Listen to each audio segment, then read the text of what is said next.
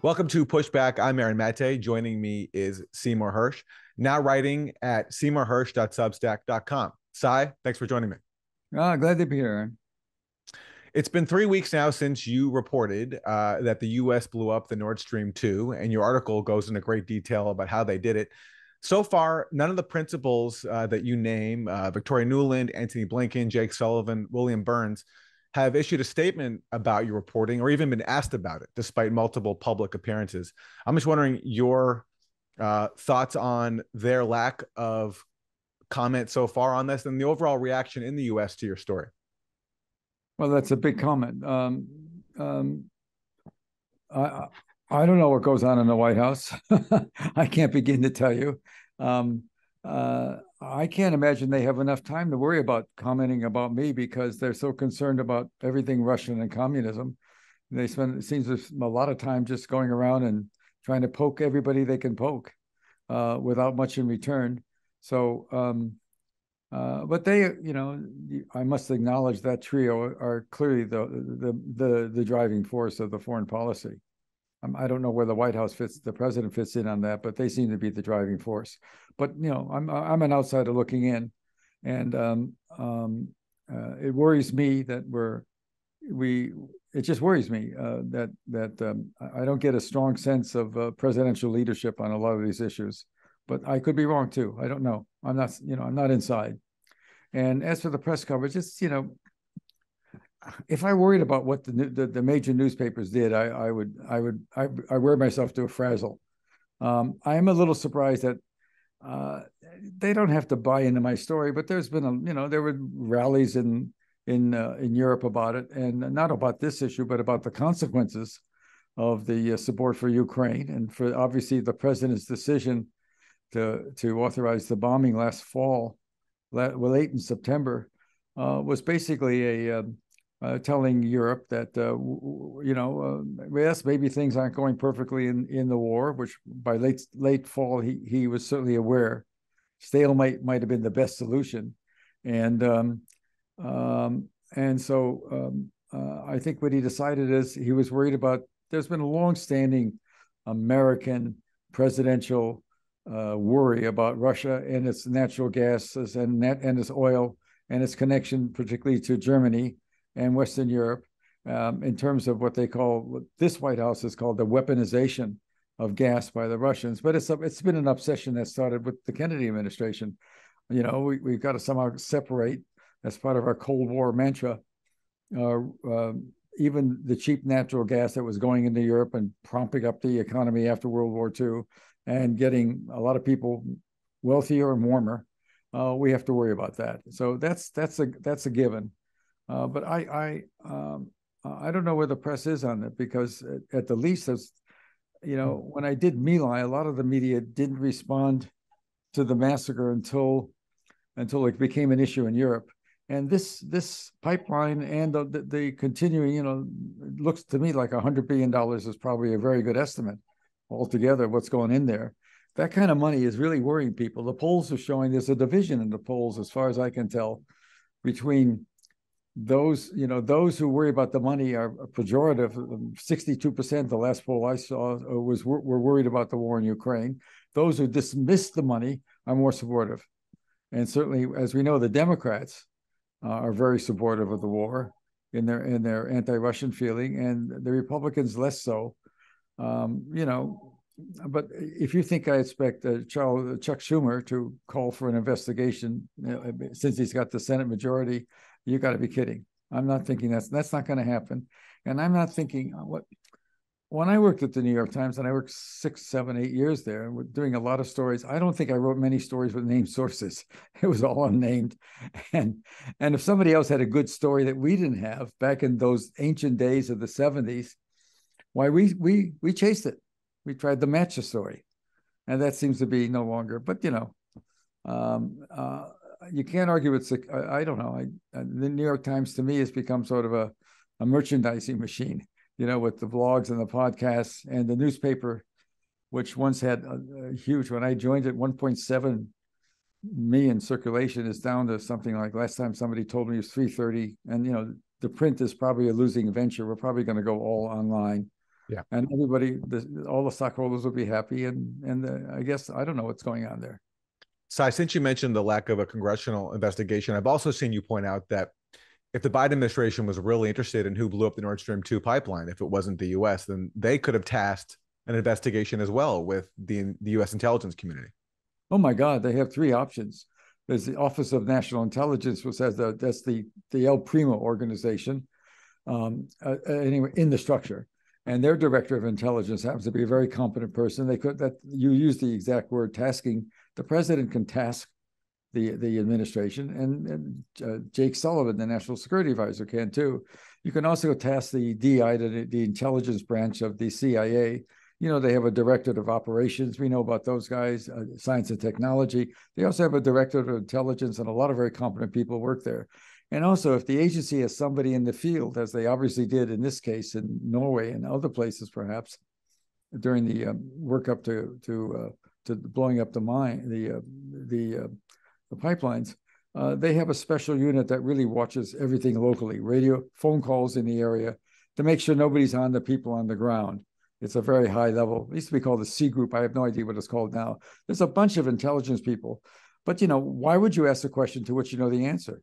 Yeah. Yeah, and why somebody doesn't ask the White House if they've done an investigation? Actually, it's Jake Sullivan, 4 days after the implosion on September the pipelines were blown up last September the 26th. Yeah. And I took a long look at what Biden was learning about the war then. Why then? I don't, you know. And 4 days later was a news conference in the White House in which, and they tape these things and they're online, in which it was about 11 minutes before somebody asked a question about the pipeline. And when they asked those questions in the White House, nobody refers to what Joe Biden himself said, which in last February, which is, we can do it, and if they go, we're going to do it. Which to me, I have a friend in Europe who's very wise, a lot more smarter than I am, who wrote me after I did the story. He said, "Oh, Seymour," he said, "you have become the master of of deconstructing the obvious." The point being, I love that quote. Because, I mean, who else would have blown it up? Why would the Russians have? He'd already stopped one pipeline himself, Nord Stream 1. And why would he block the second one, which was full of gas, but had been sanctioned by the Germans? So who could open up the pipeline? The Germans could. And so I think whatever he learned, whatever thoughts about the war were in late September, that made him decide to worry about whether or not he's going to continue to have support from Germany and Western Europe. The gas that the Russians supplied in the first pipeline, which began in 2011, was so much that the Germans themselves could downstream it.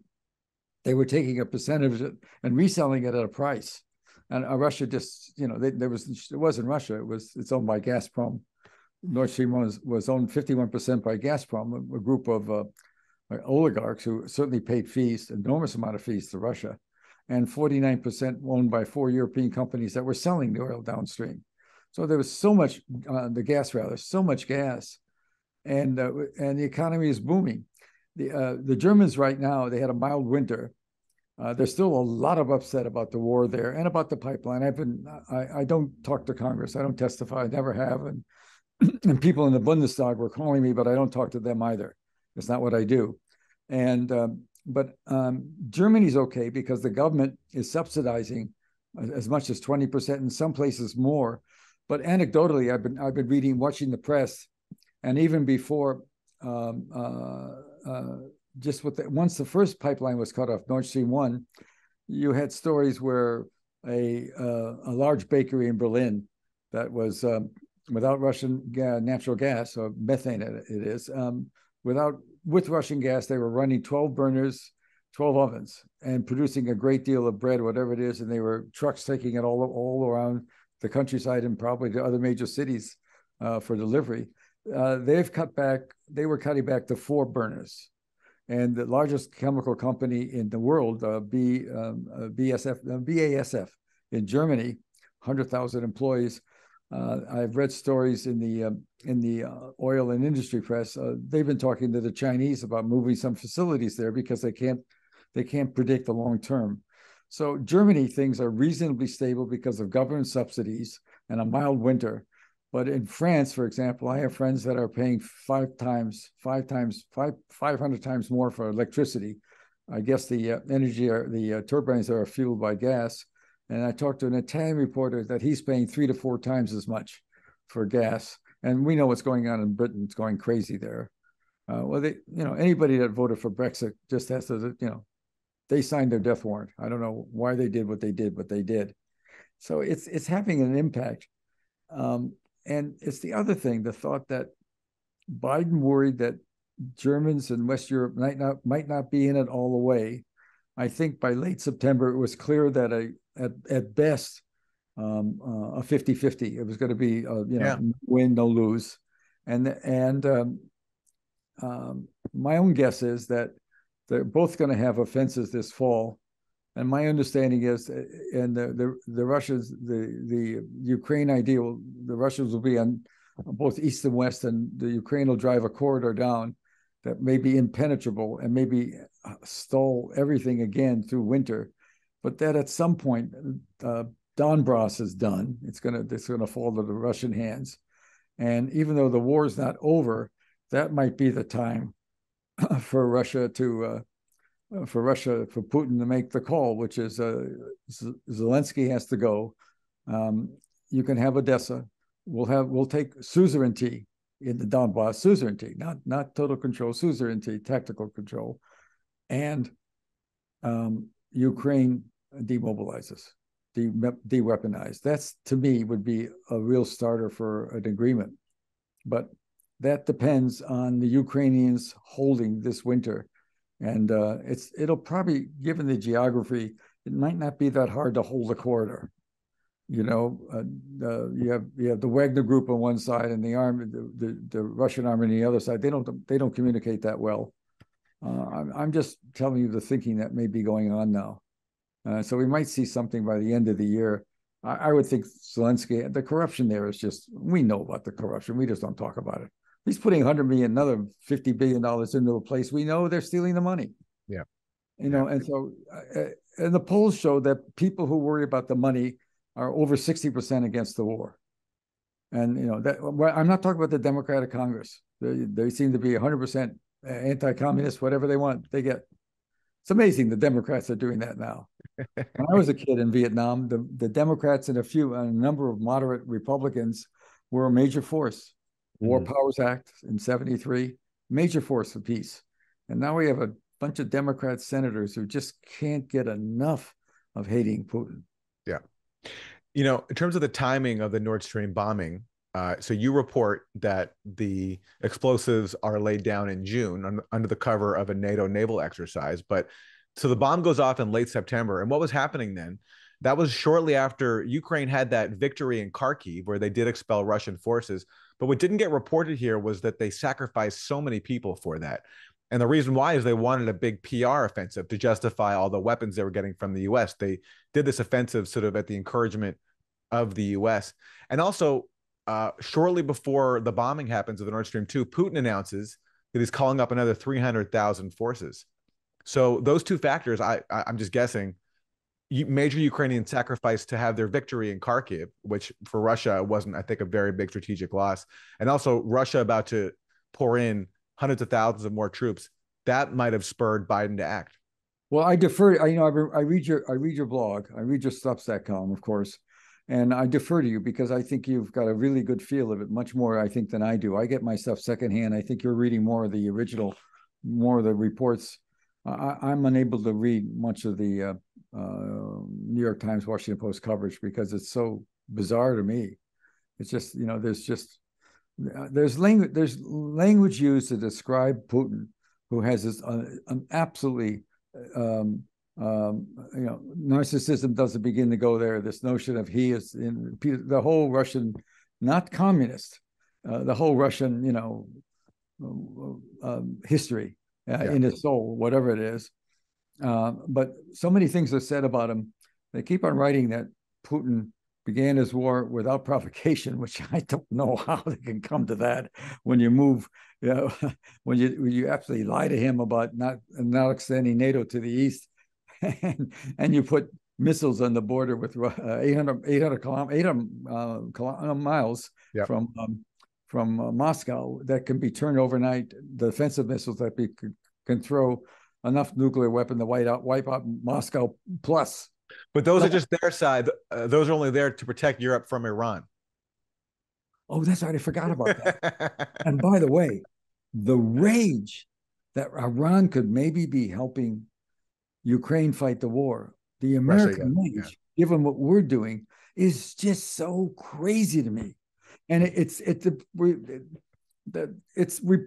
Blinken will make an attack, and it's reported in the papers I read without irony, without mentioning. Wait a second, but that's the American notion of, I don't know what it is, whatever you want to call it, the American notion that somehow the fact that we chose to respond to a Saudi, obviously a wacko Saudi guy Bin Laden, who was supported absolutely in various ways by he's a member of a very prominent family, not royalty, but banking and finance.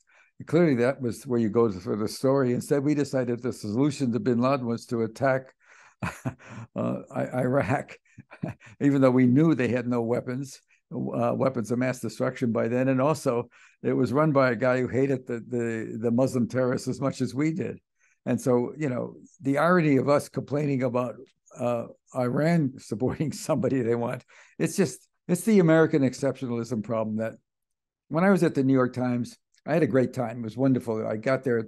I was at the New Yorker before, and I was invited in by Abe Rosenthal and sent to Washington. And he understood what I was going to do there, which was went after the war and then did Watergate. He was interesting because he was much more conservative than I was, but he really loved stories. He used to come and give me, I've said this 100 times, he used to come and give me the Bill Murray, what's the nickel rub? What do they call that thing? When Yeah. I was in the Washington Bureau, he'd come in from New York and he'd come behind me and he'd say, how's my little, sometimes he actually did say, how's my little commie today? Because I was way to his left. And then he said, what do you have for me? No second guessing about the stories. Best editor I ever worked with. No worry about the president, no worry about stepping on anybody's toes. He just did it. And and I don't see that today. It seems to be a lot of worry about the president and what he thinks. And who knows what he thinks. When it comes to keeping this Nord Stream bombing operation away from Congress, I'm wondering how it compares to what you revealed about the dirty war program in Syria. In the London Review of Books in 2014, you revealed that the way the U.S. was able to evade congressional oversight when it comes to this billions of dollars in funding for a proxy war in Syria was that they basically outsourced the program, Timber Sycamore, to British intelligence. And because of some oversight rules there, that allowed them to not brief Congress about this. How does what they did in Syria when it comes to evading congressional oversight compare to how they avoided congressional oversight here with the bombing of the Nord Stream 2? Look, the truth is, oversight is a joke. I'm sorry. There's a distinction that has to be made about oversight, which is that oversight depends on colloquy between the House and the Senate on things like the intelligence committees. And the whole purpose of the intelligence committees having oversight, and the whole notion of when there's a CIA covert operation, there has to be a finding that's presented to the Congress. The Church Committee finished its work in '76, the first major investigation into the agency. And one of the things they recommended were intelligence committees. They were set up. And I will tell you, from the late '70s until post 9/11, it really worked. I mean, I dealt with a couple of the chairmen in the Senate committees, and Gary Hart, and the basketball player Bill Bradley, who was chairman of that. He lived around the corner from me, and the kids used to play basketball on the corner. He'd walk by in the morning to go to work in summer, and they'd say, "Come on, please." And he'd say no. When as he got farther away, finally they'd throw him a ball, and he'd turn around and jump and flip. Never missed. The kids were in such awe. But anyway, when those people dealt with me, for example, because obviously even then I had friends, everything was on the record. Not one off the record conversation, which I thought was great. It was a perfect way to run. So there was a lot of agreement among them. after 9/11, it got very tense, and particularly when Obama was in there, it got very tense. So in 2005, I was writing stories for the New Yorker, without naming sources, by the way. The New Yorker that hasn't mentioned this yet, this issue, peripherally in one little column, but where I worked for 15, 20 years altogether.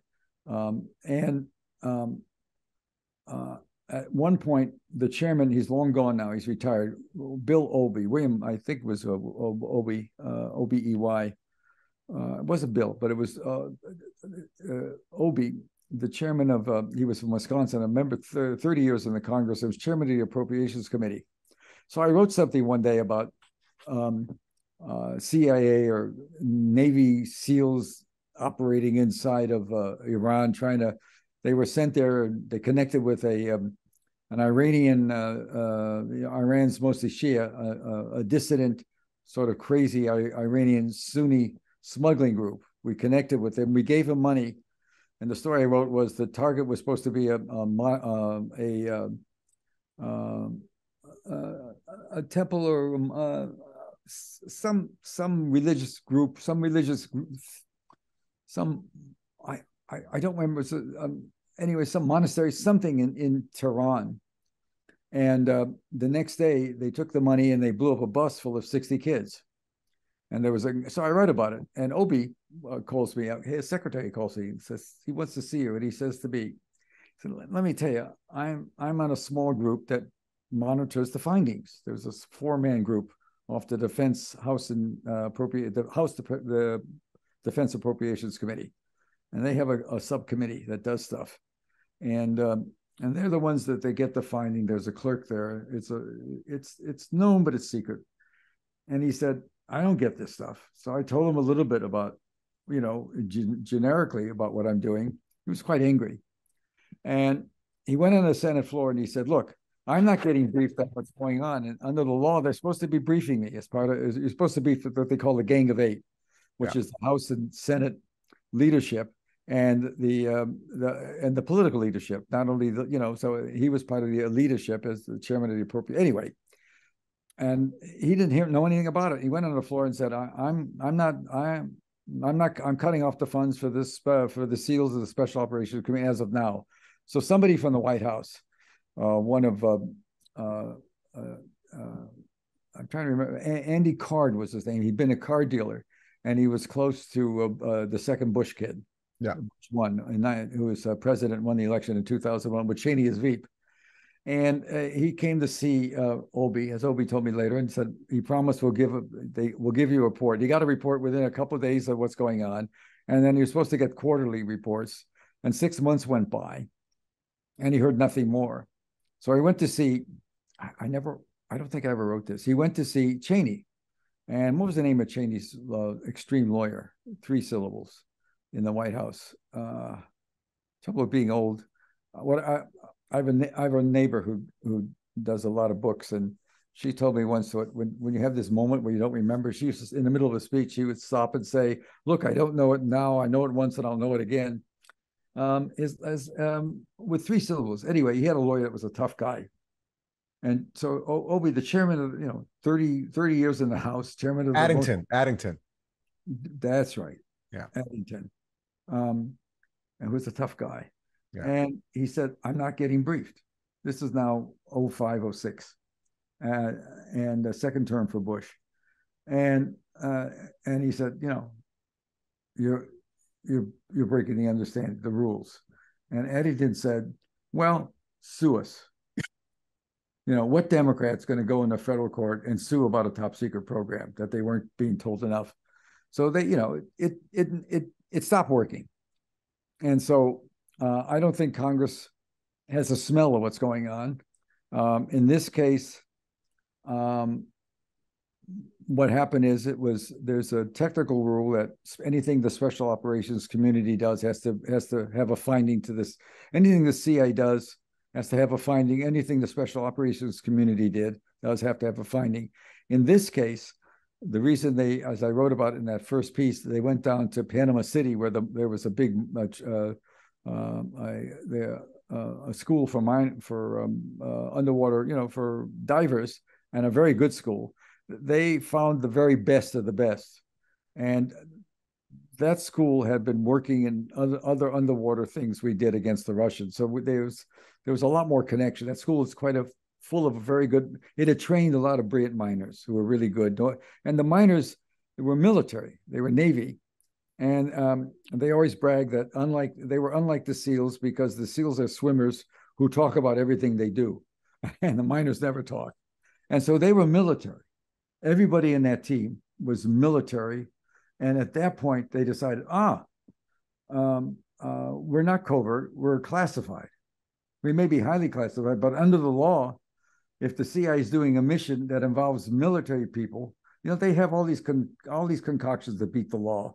And if you think that this White House is going to do something in camera that requires a finding and brief it to McCarthy at the House, I mean, I got a bridge I want to sell you. It's just not going to happen. So forget that. It's all gone. It's just all talk now. I mean, I'm serious. It's just all talk. And the Congress doesn't want to admit it. But, the Democrats are their hatred of Putin and all things Russia is as great as it was at any time in the Cold War. As we're speaking, German Chancellor Olaf Scholz is about to come visit Washington to meet with Biden. What's your sense of his visibility into this bombing of his own country's pipeline?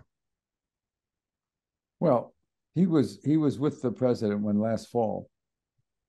I think I'm pretty sure the people who did this for the intelligence community did set up the ability for the president to have the ability to blow up a mine.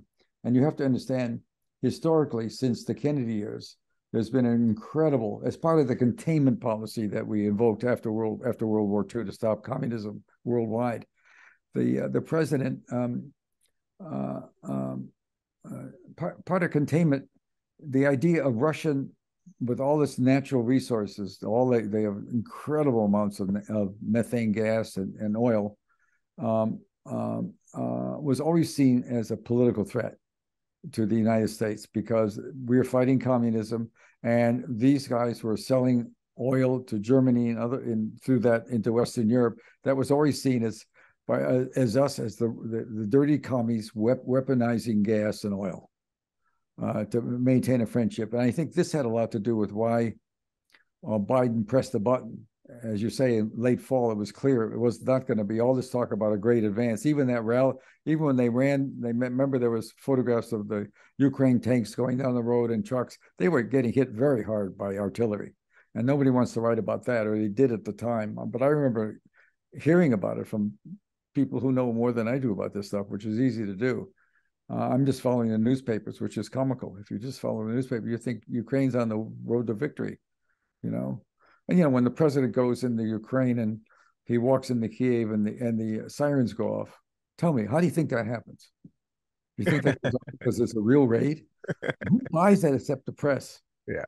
And people talked. There was a lot of people when I wrote that story about American pilot dropping a sonar to trigger the bombing, and all these open source people started writing, no, we didn't track anybody. And open sources, doesn't see anything. They track by images. And so in the story about one of the papers, the Times or the Post, maybe the Wall Street Journal, I also look at that. Good paper, much better. I like it the best. But it wrote about the sort of bull by bull how Biden heroically flew into Poland on the Air Force One, I gathered. And it said when they got into Poland, they shut off the transponder.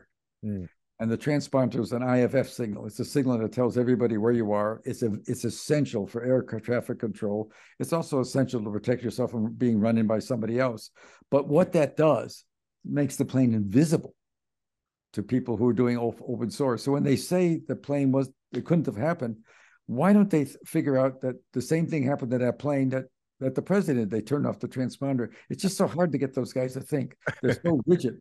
And if they wanted to, the CIA, given knowing what they know about open source people and their zealousness, they could have recreated a World War II Japanese armada on the way to Honolulu to to attack in the Baltic Sea. They can create anything they want, but so it's just so funny. I have to deal with all that stuff. Yeah. Well, look, speaking of open source, when there are attempts in establishment media to try to dismiss your reporting, sometimes they will cite people who supposedly done open source research into the issue. In the beginning, they did that a lot the first week. Yeah. Into the issue of Syria. And you've exposed a lot there. You've reported it heavily on allegations of chemical weapons used by Syria. And you reported many things in the London Review of Books, including that U.S. intelligence knew that the rebels in Syria had a chemical weapons program. Oh, you're not allowed to know that. No, yeah. Aaron, you can't know that. Yeah. But also that Obama was warned. But also, something I'll just say it's a chronic.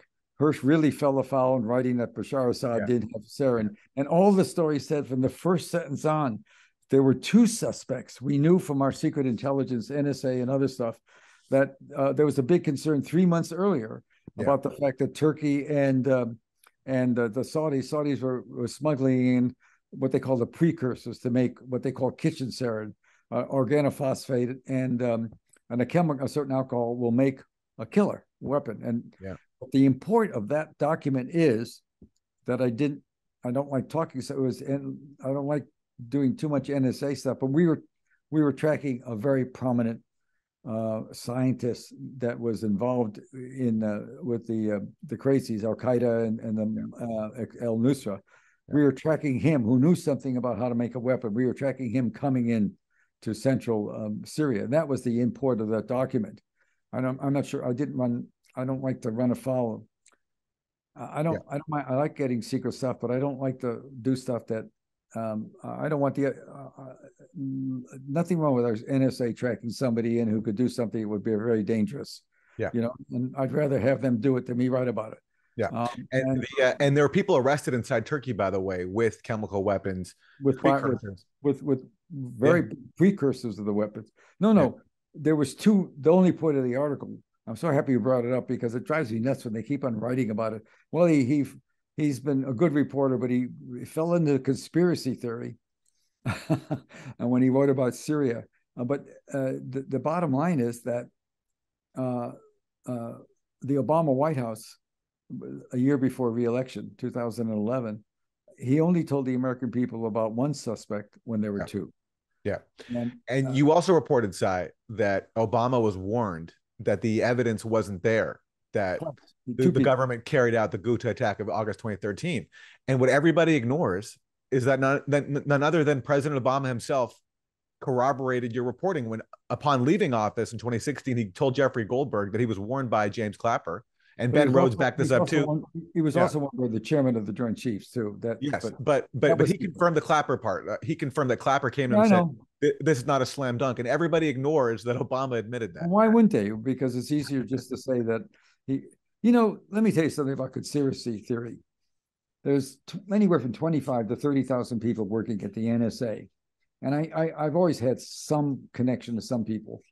And I certainly knew that after 9/11, the lid was lifted.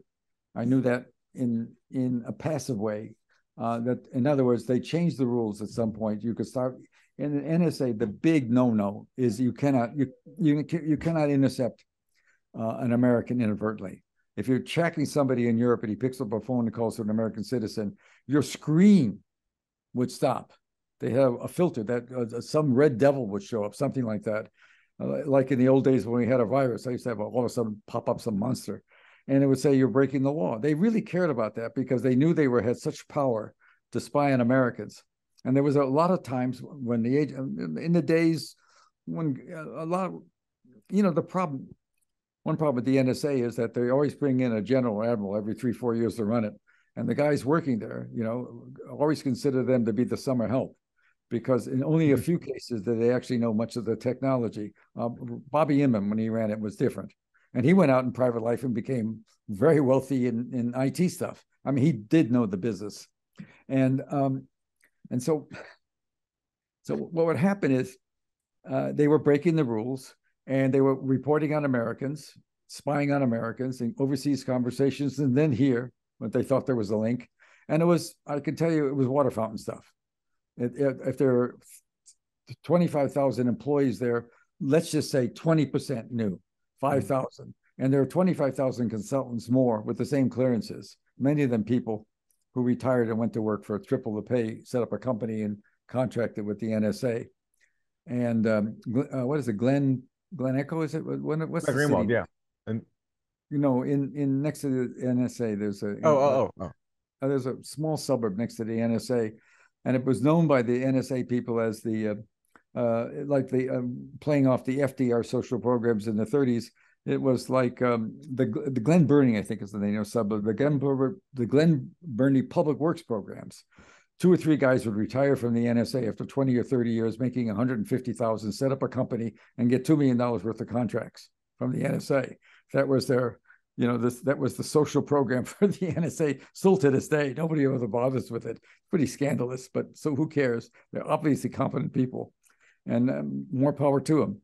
But the point I'm making is that there were, let's say, out of 50, 60,000 people with clearances, let's say 10,000 knew that the most grievous thing that the NSA could do to destroy it in terms of American trust was to spy on Americans without a warrant. And one guy in 10 is so appalled by it, he goes public. Yeah. I'm talking about Ed Snowden. Yeah. Snowden did something else. He gave away a whole raft of secrets. He didn't understand what he was doing. I don't believe it, how serious he was. He was very naive, I think, about it. But he was the one guy. So people talk about conspiracy. I keep on thinking about the Snowden thing. One guy out of 60,000 working there thought enough to tell the Americans that these guys are dropping on anything without a federal warrant, without a bench warrant, which you have to get. And now we're back to those days. It's much better these days. You do have to get a warrant to listen to somebody. And if they cheat, but you do have to. Anyway. And that goes back to your story. You cite in the story one source, and that source was sufficient for you to tell this story here on such a consequential covert act by the U.S. I don't suggest even he was a first-hand source. He was a source who was aware of what was going on. So I've kept you over time. So just a very last quick question. No, it's okay. I just want to tell you that I want to say that very clearly. I didn't suggest, either. We're pretty good at tracking people who talk, and I'm pretty good at not protecting people who talk. And there was a lot of specifics in there. And some of the language I used was very specific and should have warned anybody. And I'm sure it did warn some of the people on the inside. For example, the question was one of the basic questions they were asked was, are we going we're going to take acts that can be, the issue was, we want you to study both actions that will be reversible or those that are irreversible. Yeah. And that was the language used. And that's very unusual language. So if I'm one of those, I don't think the threesome that seemed to be doing 90% of the foreign policy, 100% of the foreign policy, what's his name? Victoria Nuland in the State Department, and Tony Blinken and Jake Sullivan. I don't think they care what's being said. I don't think they worry about it. They're locked in. Yeah. I call them Winkum, Blinken, and nod after that, but because they're so fixated. Yeah. They're so fixated on communism, and they can't contain it. I mean, Blinken blurted out right afterwards, as you read about, this was a tremendous strategic opportunity that the pipeline was blown up. And Nuland recently, you also quote this, said that she's gratified that Nord Stream is a hunk of metal at the bottom of the sea. So they don't even hide this. What Blinken said 4 days within a week of the story about the pipeline being blown up. We're talking about the same period in late fall last year in September. He said, no longer can Russia weaponize.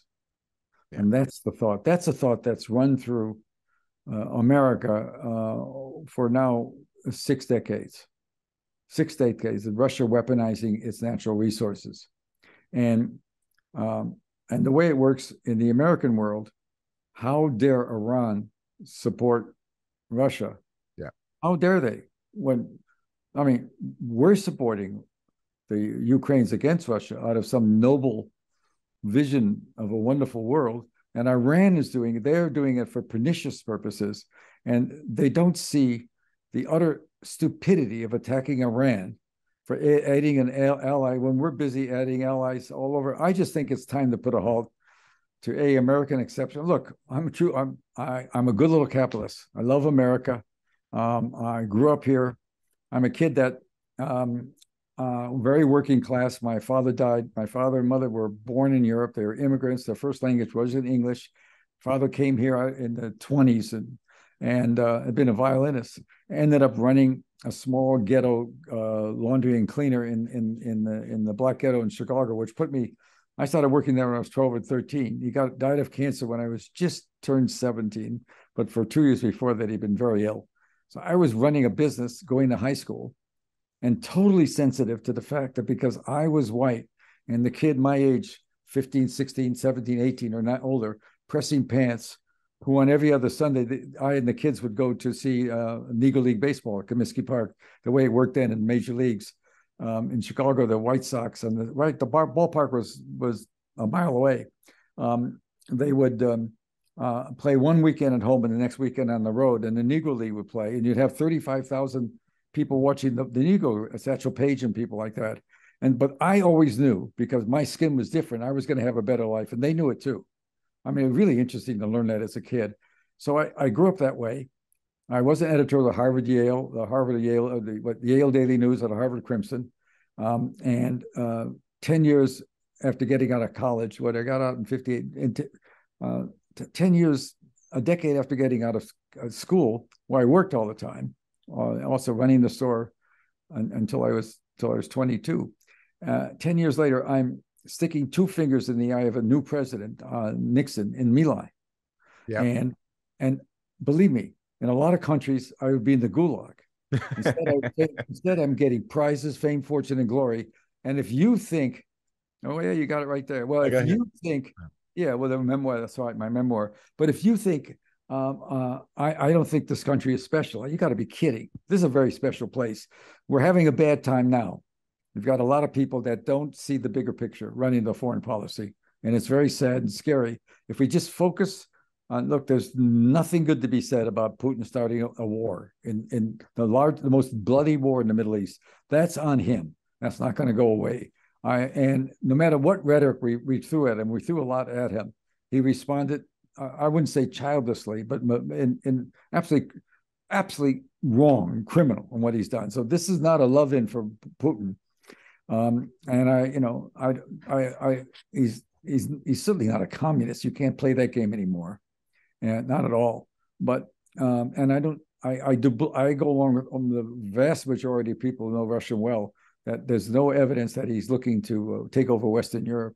He wants to keep Ukraine as a subculture, as Russia has always treated it. Don't forget, Stalin killed 20 million Ukrainians starved in 1932 because he took the rice away from them and the grain, and brought it to Moscow when crops were bad. I mean, there's no mercy there. But he wants to keep it as a bulk against the West. And you can almost understand that, given what we've done since with the NATO, since we've been expanding it 30 years in his face and setting up missiles. So it's not just a question of, as I read in the Times and Post often, he started a war without provocation. There's plenty of provocation. It doesn't justify it. But, there we are. We're in a mess. We're in a mess. And the best we can hope for is another election with another president. I think we may have to wait to get out of it till then. Seymour Hersh writes at seymourhersh.substack.com, and his latest book is his memoir, Reporter. Cy Hersh, thank you so much for joining me. Hey, keep on writing about the war. Your stuff is good. Thanks, Cy. Thank you. Talk soon.